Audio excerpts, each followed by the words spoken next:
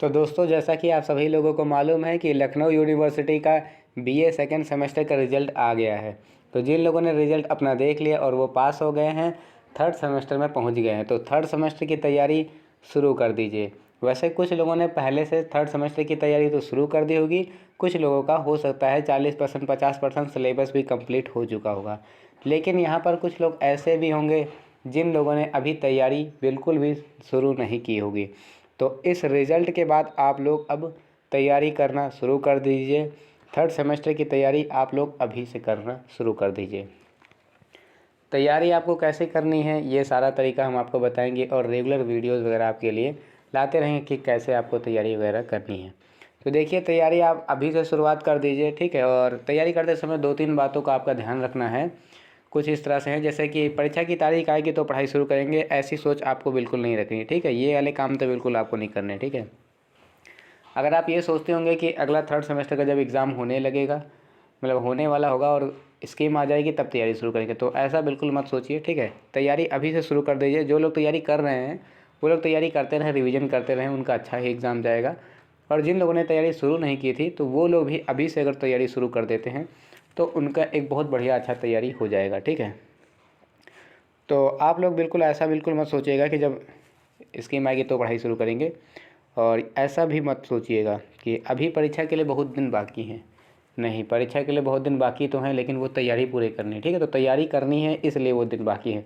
तो अच्छी तैयारी के लिए तैयारी अभी से ही शुरुआत कर दीजिए। देखिए, कारण क्या है, जब आप लोग अभी से तैयार कर लेंगे तो जब एग्ज़ाम की स्कीम आएगी तब आप रिवीजन करेंगे। और जैसा कि आप सभी को मालूम कि नवंबर के लास्ट नवंबर से लगभग शादी पार्टी का सीज़न स्टार्ट हो जाएगा, तो ज़्यादातर लोगों के घर में या दोस्तों में कई जगह पे शादी पार्टी का फंक्शन वगैरह आयोजित हो जाता है। तो एक तरफ पेपर चल रहा होगा, दूसरी तरफ शादी पार्टी हो रही होगी। तो क्या होगा, जब आपकी तैयारी नहीं होगी तो वहाँ जाने का भी ज़्यादा मन नहीं करेगा, और अगर वहाँ चले जाते हैं तो आपकी तैयारी छूट जाएगी क्योंकि आपने शुरुआत से पढ़ा नहीं था। तो अगर आप शुरुआत से अच्छे से पढ़ लेंगे तो आप जा भी सकते हैं, कोई दिक्कत नहीं होगी, क्योंकि आपका रिवीजन टाइम वो चल रहा होगा। तो पहले से तैयार करके रखिए, ताकि अगर आपको कहीं अचानक से कहीं जाना पड़ जाए एग्ज़ाम के टाइम में 1-2 दिन पहले, तो आप वो चीज़ कर सकें, ठीक है। तो आप लोग ऐसा ध्यान रखिएगा, तैयारी कंप्लीट करके रखिए, क्योंकि आगे का समय आपको मालूम नहीं कि कैसा हो, ठंडी लग जाए, सर्दी जुकाम हो जाए, पढ़ते ना बने एग्ज़ाम टाइम में, ठीक है। तो आप लोग पहले से जब तैयार करके रखेंगे तो उसमें सिर्फ आपको रिवीजन ही करना रहेगा, ठीक है। और कई लोग से भी सोचते हैं कि नोट्स नहीं बनाएंगे, लिखेंगे नहीं, पढ़ेंगे नहीं, जब सीरीज आएगी तो सीरीज से पढ़ लेंगे। तो सीरीज आएगी, सीरीज से तो पढ़ लेंगे, आपका हो सकता है एग्ज़ाम भी पास हो जाए, लेकिन अच्छे मार्क्स नहीं आ पाएंगे, ठीक है। तो अच्छे मार्क्स अगर आपको चाहिए तो आप लोग अभी से पढ़ाई शुरू कीजिए और नोट्स भी बनाइए। जैसे भी आपको ठीक लगे कि आपकी पढ़ाई अच्छी मजबूत हो पा रही है वैसे करिए। कोर्स कंप्लीट होने के बाद भी उसको बार बार रिवीजन करते रहिए और सिलेबस को डाउनलोड कर लीजिए। सिलेबस के हिसाब से पढ़ाई कीजिए, ठीक है। अगर आप सिलेबस के हिसाब से पढ़ाई करते हैं तो एग्ज़ाम में ज़्यादातर आपका पढ़ा हुआ वहाँ पर देखने को मिलेगा। तो आप लोग एक बार सिलेबस को देखिए, फिर पढ़ाई स्टार्ट कीजिए। जब भी आप पढ़ने लगे तो एक बार सिलेबस को देख लीजिए कि सिलेबस में आपका क्या क्या बकाया है और क्या क्या पढ़ चुके हैं और क्या रिवीजन करना है। तो सिलेबस आपको साथ में रखना ही रखना है, ठीक है।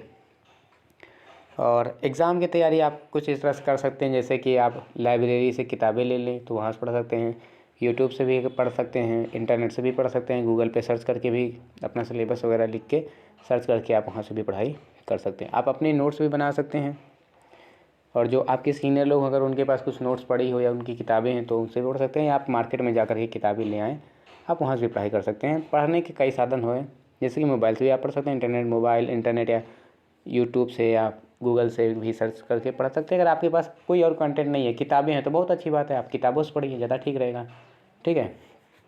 किताबें आप मार्केट से ला के पढ़ सकते हैं, या तो कॉलेज में लाइब्रेरी मिल जाएगी, और हो सकता है दोस्तों के पास हो तो उनसे भी लेके आप पढ़ सकते हैं, ठीक है। तो तैयारी शुरू कर दीजिए।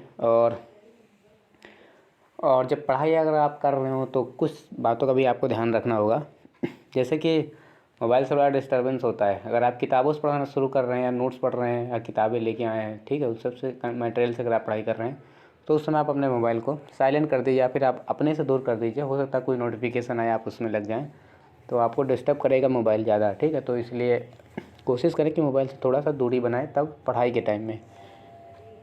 अगर आप मोबाइल से ही पढ़ रहे हैं तो आप अपने आप को थोड़ा डिसिप्लिन बना के रखिए कि अगर मोबाइल से मैं पढ़ रहा हूँ इस समय कंटेंट तो सिर्फ पढ़ाई का ही करूँगा, नो रिप्लाई, नो नोटिफिकेशन। लगभग आप ऐसा कीजिए, सोशल मीडिया के जो भी नोटिफिकेशन होते हैं उसको ब्लॉक करके रखिए। जब आप उसमें क्लिक करेंगे, एंटर करेंगे, तभी आपको नोटिफिकेशन दिखे, आपको रिंग ना सुनाई दे और ना ऊपर से नोटिफिकेशन पे आपको दिखाई दे, ठीक है। तो मोबाइल को थोड़ा सा दूरी बना के रखिएगा। और कई पॉइंट्स हैं जो अभी डिस्कस करने हैं। और आप लोग सिलेबस तो एक काम कीजिएगा, सिलेबस यूनिवर्सिटी की वेबसाइट पे भी मिल जाएगा और हमारे चैनल पर भी आपको सिलेबस मिल जाएगा। तो सिलेबस आप लोग डाउनलोड कर लीजिए और सिलेबस को डाउनलोड करने के बाद उसका प्रिंट आउट निकाल लीजिए। अगर आप प्रिंट आउट नहीं निकालते हैं, 5 रुपये का ही प्रिंट आउट कर देते हैं लोग, अगर प्रिंट आउट आप निकलवा लेते तो बहुत अच्छी बात है। अगर नहीं निकालते कोई दिक्कत नहीं है, आप लोग उसको पेन से जो सिलेबस है आपका उसको लिख लीजिए, कहीं चिपका दीजिए घर पे या अपने साथ रखिए। और सप्ताह भर में कम से कम नहीं तो 4 दिन सिलेबस को ज़रूर देख लीजिए कि सिलेबस का भी कितना पार्ट बकाया है और कितना पार्ट आपने पढ़ लिया है। जैसे कि यूनिवर्सिटी के कई नियम हैं जिसमें बहुत आसानी से बच्चे पास हो जाते हैं, आप उस चक्कर में ना पड़िए कि पास तो हो ही जाएंगे, इतना मेहनत क्यों करना, गलत बात है।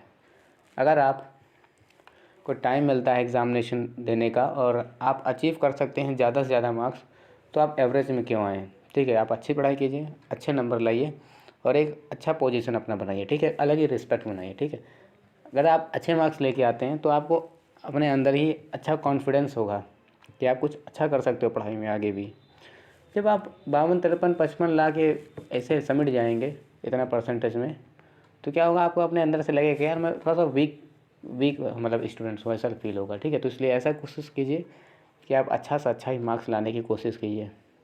इसका कारण एक और भी है, जैसे आप गवर्नमेंट एग्ज़ाम में आगे पढ़ना चाहते हैं, गवर्नमेंट एग्ज़ाम देना चाहते हैं, तो कभी कभी कुछ फॉर्म्स वगैरह आते हैं, ठीक है, वहाँ पर एक क्राइटेरिया दे देते हैं कि इस फॉर्म को वही अप्लाई कर सकता है जिसके मिनिमम 50 मतलब 55 नहीं यार 60, हाँ, कम से कम 60% होना चाहिए, तो आप फॉर्म को अप्लाई कर सकते हैं। इस तरह से क्राइटेरिया दे देते हैं।